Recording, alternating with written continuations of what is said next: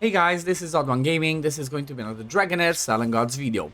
In today's video, I want to go over my teams that I have currently on day, I think it's day number 4 or 5, that I used in order to farm Grave of Venom, Grave of Curse, Grave of Rot, all on stages 14. And then at the same time, I'm going to show you my teams used for the Flame Domain, Lightning Domain, and for the sake of Frost Domain. So let's check this one out.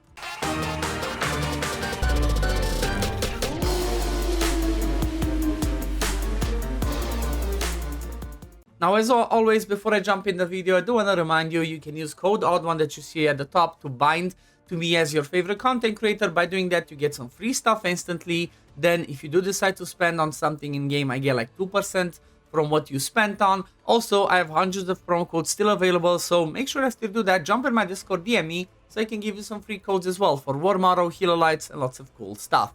Also, there's gonna be a link for, to vote for me as your favorite content creator if you want to, for the anniversary, gala, creator, whatever stuff. If you do decide to that, I'd appreciate it. But yeah, let's see exactly the team. So I already made special dedicated video for all 3 of these teams. So what I'm gonna do now is I'm just gonna jump in, show you the teams that I have, right? Actually, let me just go back and save my Venom one. But let's start with Venom, right? Let's actually start with Venom because that was the last one that I made a video on, and I kind of changed stuff. So let me just save that team because you know what? It was more free-to-play friendly team, and it worked, right? It was a free-to-play friendly team, and it worked. So let me just swap this one out. This was my Venom 14 for now, which obviously is going to be changed.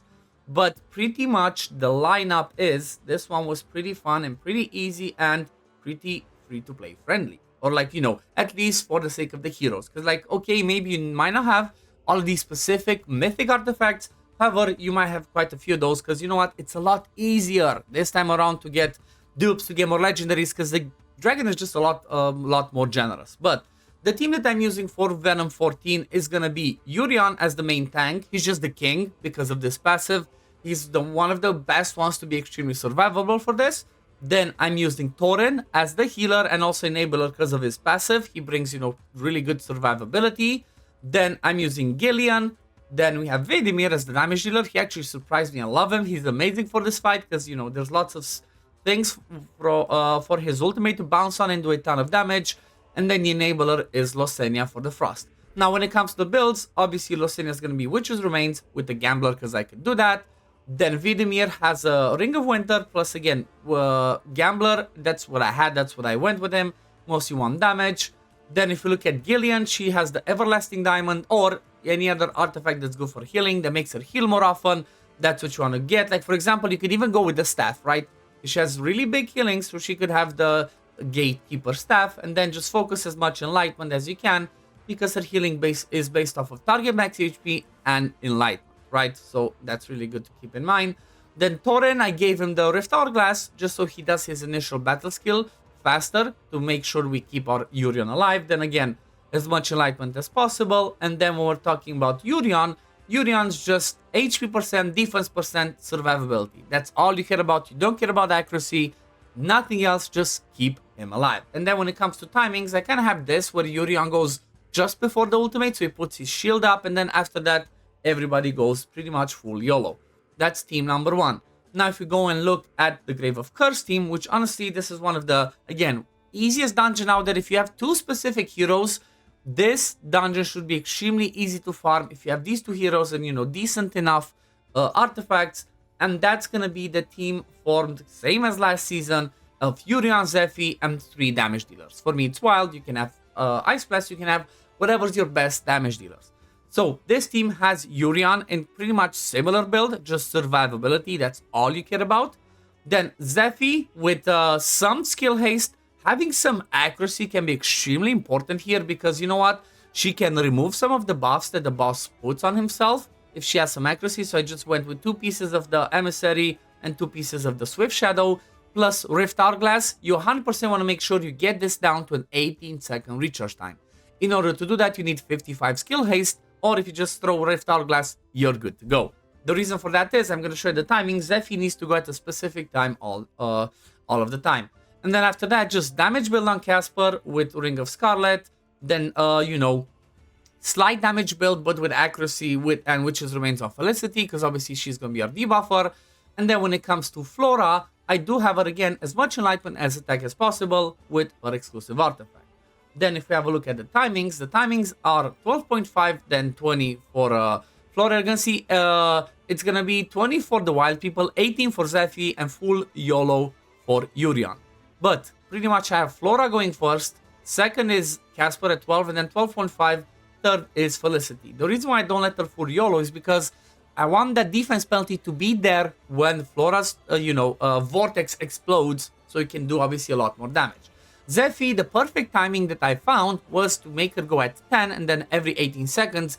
That way you have the perfect balance of allowing Urion not to proc his passive too fast in case the boss hits too hard, and not too late either for the block damage. So this is the perfect timing for this team from my point of view. But that's the Grave of Curse. Now let's move over to the Grave of Wrath, because this one again is this is one of the ones that's like maybe the least free-to-play friendly, but you know what? This team might actually work as well with Gillian. I would have to check, but maybe she's not enough, because I think, let me see, yeah, she dispels one debuff. I thought she dispels all, but this team is the least free-to-play friendly one, but it's okay, because I use my, more obtainable damage dealers, I guess, in the form of Ice Blast. So this one uses Mithrasia as the main. She's just the queen, right? She brings survivability here, healing, and then revives, debuff immunity, all the good stuff in case you need it.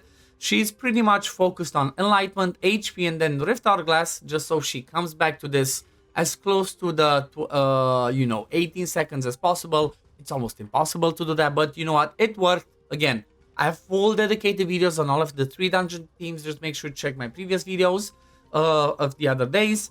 Then if you look at Felocia again, mostly enlightenment, some survivability so she doesn't die, and then with Aurelium Vest, because obviously she's all about those shields.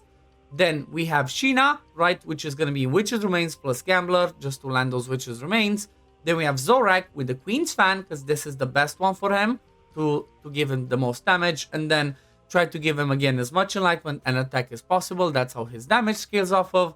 And then the main damage dealer in the team is Garthin for me, right? Because I don't have Beldel yet. I'm going to pull for Beldel, but when I have the guarantee banner, right? I'm not pulling on the season 2 only heroes. I don't like too much RNG. I prefer the safety because, I'm low spend or free to play completely this season. So that's why I'm like, you know what? I'm just going to save and pull at the right time. So Garthin has Blooms of Prina and then a Gambler because, it's the best I have currently. So that's what I did.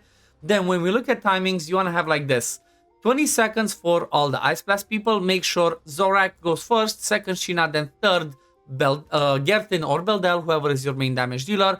But make sure they go after 18 seconds, right? Make sure it's like 18.1, 18.2. The reason for that is you want to do it after the boss devours somebody in your team so that you can straight up release them, right? Unless if you don't do that, it's going to be a little bit of a problem and it might be more difficult to do enough damage to release your unit. And then we have Mithrasia. You see Mithrasia, I made her go at 18.2, which is after she gets devoured, because she's the one in front. And the reason for that is, as soon as we release her, she pops that ultimate and gets us that debuff immunity so that the boss does not land on us, the recharge speed penalty, the poisons, and all of that bad stuff. But that's pretty much the team, right? And then for aura, I went with damage, but if you see that you have a problem to survive, just choose the HP aura or any other survivability aura. Also, keep in mind, for most of these dungeons, if you see that you're struggling a tiny bit, don't forget there's food, right? You can use these to get more HP, to get more damage, more other stuff, right? More defense, whatever you feel like you need. Don't forget about them. They're extremely important early on, because later in the seasons, we forget because, they don't help us that much. Now, let's jump over the Grove. Honestly, for this one, it's nothing too crazy. Goblin is pretty easy as long as you have good AoE, but for Goblin, as you can see, I just went full on Frost, right? I went Dritz, Rava, Losenia, Oster, and Vedemir. Stage 6, honestly, the first time I actually tried to beat Stage 6, I beat it and I easily farmed it. So this is nothing too crazy to write home about. Just throw your best damage dealers. And if you see like you're dying, maybe just throw one healer or one tank in front instead of like a Dritz, and you're good to go. But let's look at these ones. So when it comes to the Flame Domain, I'm not going to go through like the complete builds, but for the Flame Domain, you see that I'm pretty much using this team that's, this is a variation of my Venom team, Just instead of Vidimir, I have Oster. Instead of Thorin, I have Mithrasia, and instead of Gillian, which I showed, is Felocia. Just pretty much getting debuff immunity is going to be important so the boss doesn't land a ton of those burns on you. That's pretty straightforward, you know, and then just kill it as fast as you can. Then next one, we're going to be looking at the lightning one, right? Lightning domain. This one's a little bit quirky and tricky, but I pretty much use similar team, right? Similar team, just went with Ice Blast, but honestly, I'm pretty confident that you can throw the flame domain in there. Maybe you could even replace, you know, Yurion from there and just have her tank and bring another AoE, because I have a feeling actually AoE might be better for this since the boss summons minions at the end. But again, just straight up damage in here and you should be good to go. And then for the last one, the Frost domain, which is arguably the easiest one, this is going to be pretty straightforward, as this one's going to have my wild team, right? Just straight up my wild team. From Vortex, just need to make sure that Ogok survives. Obviously, I didn't put the build, but you know, let me just load the build so you see exactly. But Ogok, just making sure that he survives to tank it, and then, you know, the normal damage builds that I have for my Vortex team on the rest of the wild people, and then I'm good to go, right? I'm good to go. It worked just fine, and I pretty much blasted. I mean, honestly, these domains are not the hardest things to do, but, you know, sometimes people get stuck, so I said, let me just show these ones as well. But yeah, that pretty much covers it for today. I hope you enjoyed this. I hope this gave you some ideas if you're not quite there yet, right? Or maybe you're just starting Season 2 and you need some ideas or some teams to look out at. That's the reason I made this team, right? Because tomorrow we should be able to push on other teams if you start at the same time as me. But if you're somebody that watches it later, you might have, you know, these are some ideas to give you you know, what you should be building. So I hope it helped. If you did, please consider liking the video, subscribing to the channel to see when I upload next. Leave a comment, let me know what you liked about, what teams you liked, what teams you didn't like. But if you didn't like something, please don't be rude. That's all I ask. But yeah, thank you for watching. Don't forget to support using code OddOne. And yeah, I guess I'm going to see you on the next one. Peace, love, take care, everyone. Bye, guys.